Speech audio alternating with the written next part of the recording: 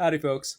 So, I received the prototype of the Woodsman about 22 months ago, and now there are Woodsmen in Europe, UK, Canada, and the United States.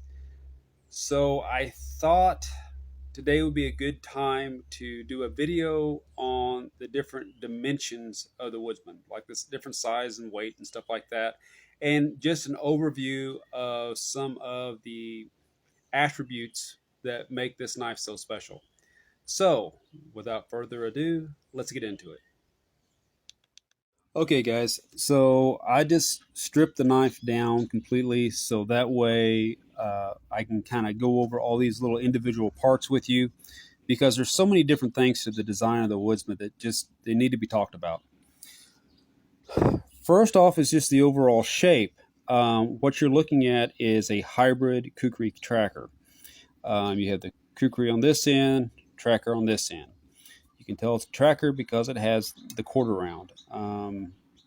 Super important. All trackers have them, and this quarter round is absolutely fabulous. If you can see how well he has ground that convex quarter round, so easy to pull curls with that and to help shape round parts whenever carving and things like that.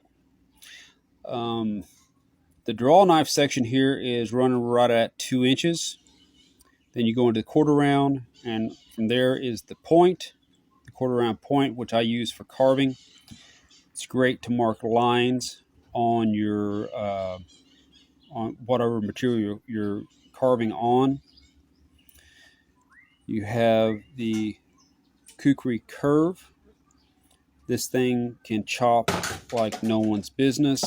Uh, it's an amazing chopper, and because of the way that he's done the convex, it's not thick or bulky anywhere. Even though this is a quarter-inch thick piece of 01, it's got a nice gentle curve to it, and so it bites extremely deep.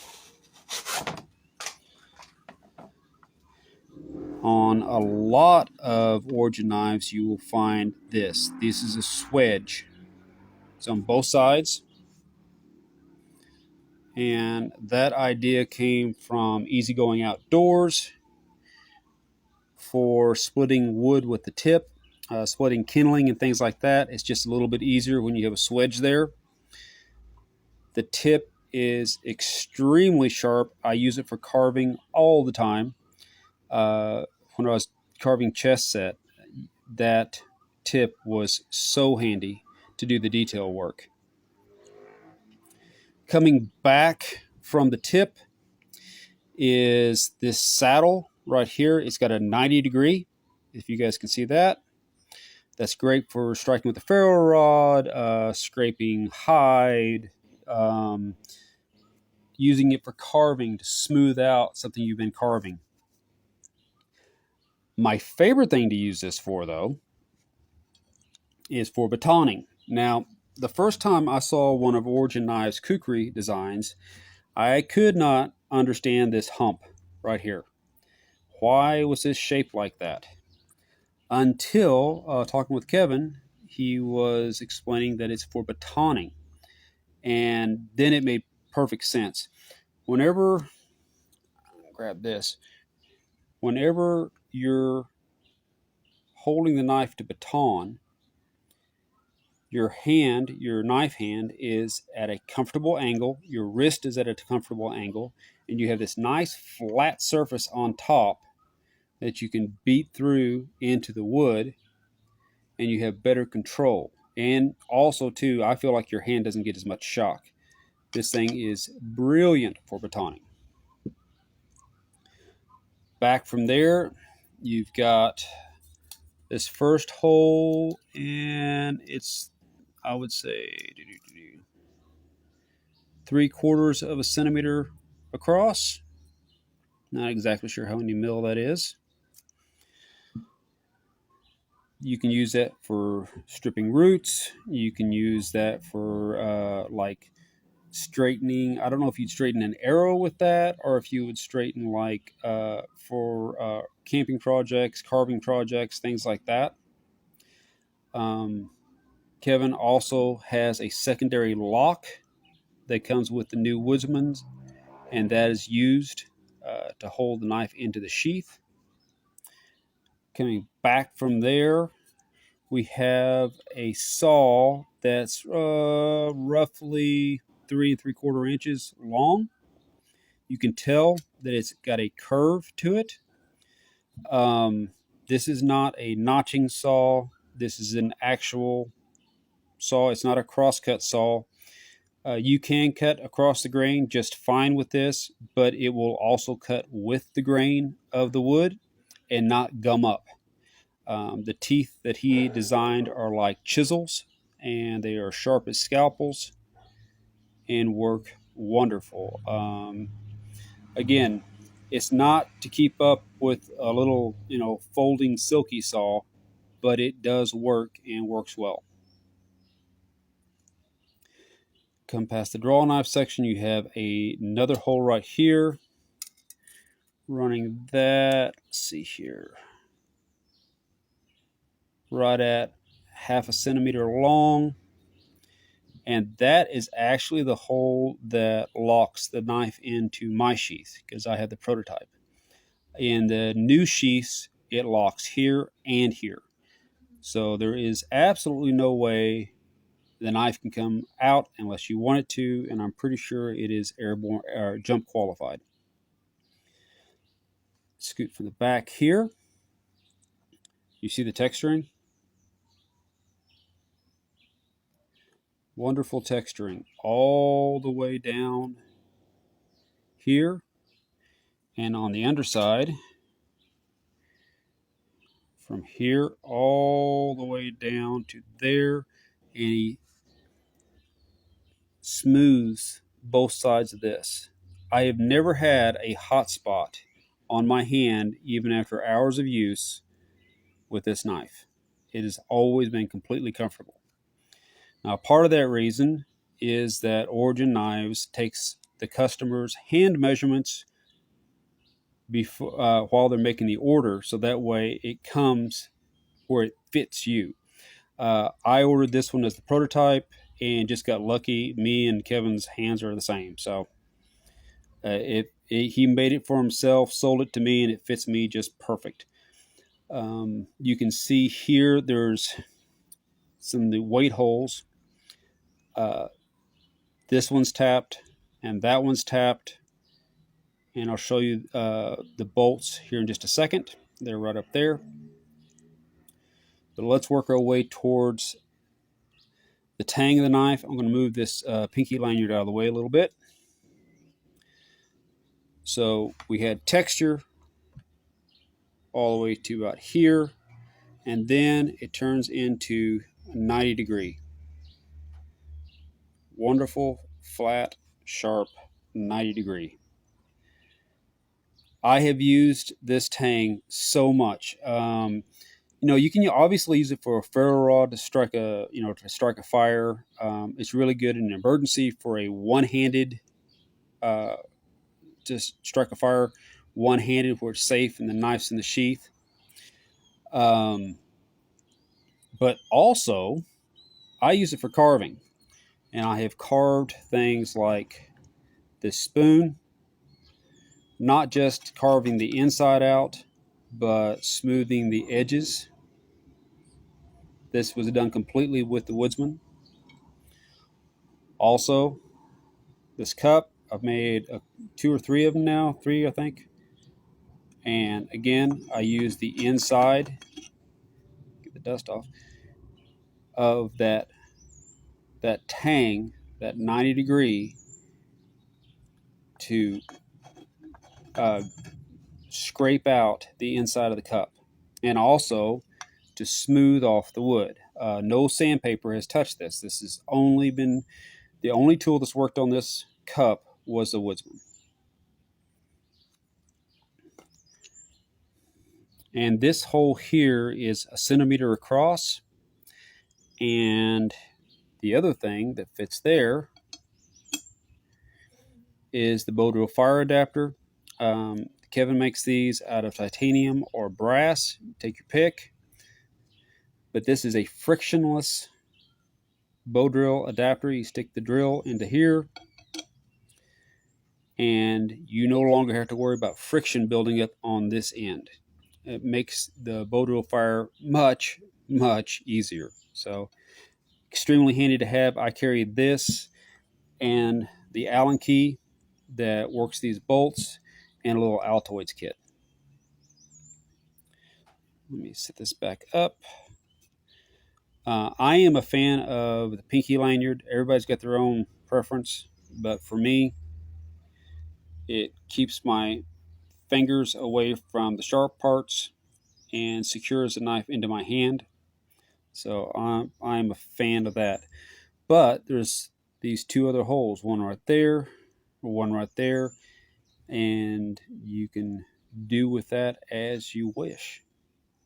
All sorts of options. All right, so now let's put the scales back on the knife. Now these scales are special. The material is called permoly, and you can see how he has textured them. Again, I'll reiterate, I have never gotten a hot spot from this permoly. It is my absolute favorite handle material. It's basically solvent proof. You can, and I forget, there's been testing done. It's almost impossible to set the thing on fire. I know when they get wet, they don't become slick. Anybody with polished micarta knows how slick it can get. This does not. Another thing that I've enjoyed about the permoly is it does not change color with age. Usually you get a wood-based product, and within a few months it's oxidized and the wood's not the same color anymore. This stuff has stayed just exactly as like it was whenever I got it. I, on my own, took a wood burner to it, which was extremely hard to do. Took forever, but I put in that it is the prototype and the date of manufacture. So we're going to put the first scale on here.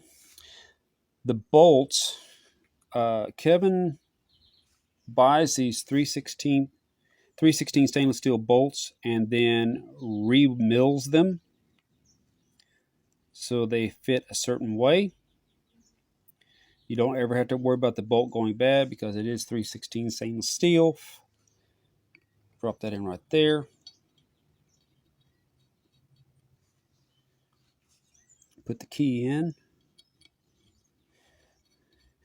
I am a huge fan of being able to take the scales off of my knife and be able to inspect that tang. I have had tangs catastrophically fail me before because they were hiding rust and I didn't know it. So I want to be able to maintain my equipment. Look at that. See how they just fit right in? Nothing sticking out over. Smooth, no hot spots. Flip this over. I have never had one of these bolts come loose. I never really tighten them that hard, just hand tight, but I've never had them back out.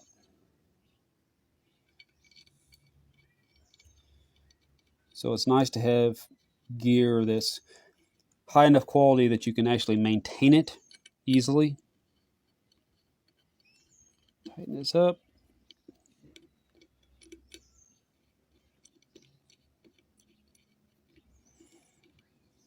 There and there. Cool.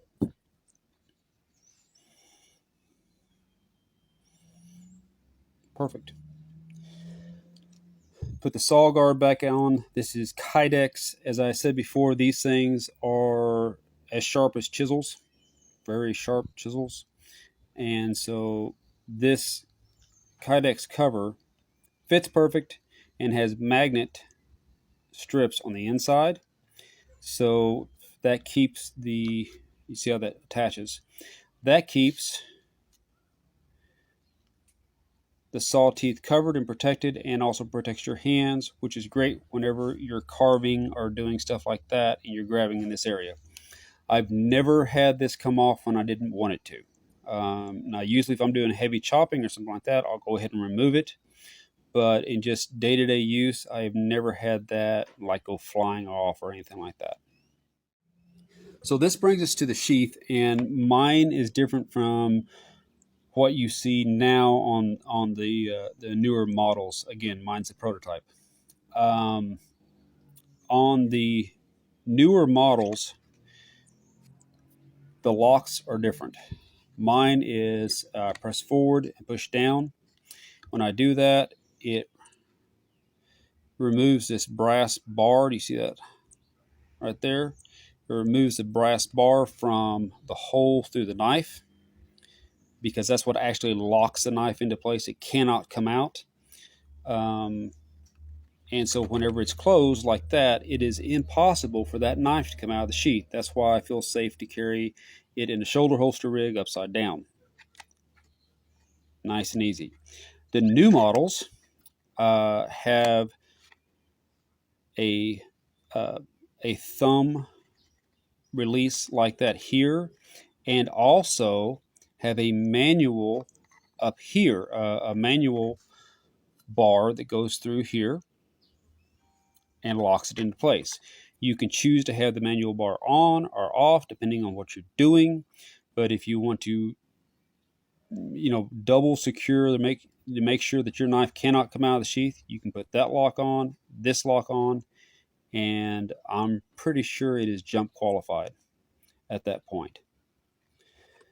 The other change is the new models have a different opening here, so that instead of needing two hands to put the knife back in the sheath, you can do it with one hand, which that is fantastic. I put 550 cord on mine, of course, Bushcraft Costa Rica. And on the back is this leather strap. So the 550 cord is for carrying the knife under the shoulder holster. The leather strap is for attaching the knife to my Tough Possum Gear Shackleton satchel, and the sling goes through here, and then the handle goes into the side pouch. But again, for me, slide the knife right there, right down in, clips into place, press forward, and it's locked in. It's as safe as it can get. All right, last thing I want to show you guys is just the different measurements. You guys already know that the knife is 26 ounces. It's 01 tool steel. The handle, and the blade is the 1/4 inch thick. The handle on mine is running a little over 5 1/4, right between 5 1/4 and 5.5 inches long. Again, the draw knife section is 2 inches. And the overall of the blade, if I'm going from about center of the scale to the point, is about 8.5 inches. And for reference, I'm going to bring the Beck WSK up against this. Here's the Beck WSK, and here is the Woodsman. Pretty much, let's get end for end right here. All right. You can tell that the Woodsman has just a slightly longer blade. The WSK has a slightly longer handle. And there's less than a 3 ounce difference between the two. The Woodsman's almost 3 ounces heavier than the WSK. But as far as size goes, they're very, very similar. It's just that the kukri design on the Woodsman outchops the WSK by quite a bit. Another thing I would like to reiterate about the Permali, if you compare like Permali to the smoothed or the polished micarta. When this gets wet, it's slick. I mean, it's very, very slick. The permoly doesn't get as slick as what the micarta does. Another thing, when I first got this knife, and this is I'm not making a dig at Beck or anybody else. I'm just, because of the material difference. When I first got this, it was absolutely smooth. From the liners to the micarta to the 01, absolutely smooth. Now you can feel the difference between the micarta, the liner, and the steel. Because I think over time, micarta swells a little bit. Now this is 22, well, no, it was made in May, so it's actually over 2 years old now. And there's absolutely no difference. There's been no change. The permoly is just as it's exact same size it was the day it was ground, and I think that says a lot about that material. Just a couple other measurements in case I didn't get them earlier. The saddle across the top here is right at 3 inches of striking area, or 90-degree scraping if you need. And the swedge, about 1.75 inches. The depth of the blade, that's kind of tricky. It depends on where you're at. But down here, you're looking at close to 2 inches. From here, over 2.5. Just kind of depends on what angle you hold it at. There's 2 inches right there. The 90-degree tang here at the back, you've got 1.5 inches of scraping edge back here. And the width at the swell for both sides, looking to be between 1.25 inches and 1.5 inches, right in between that. Okay, so if anybody out there is looking at purchasing a Woodsman, I hope this video kind of showed all the different sizes, dimensions, and some of the features that this very unique design has. As far as I'm concerned, it is my absolute favorite bushcraft / survival knife, or for carving even. All the projects you see right here in front of you, I did using only the Woodsman. This, chest set was used. This is hickory, and I did that completely using the Woodsman. This cup, spoon, this bow for making bow drill fires, just using the Woodsman. It is an absolute joy of a tool to use, and I cannot recommend it highly enough. Anyway, I hope you guys enjoyed the video, and as always, stay safe, take care, and God bless.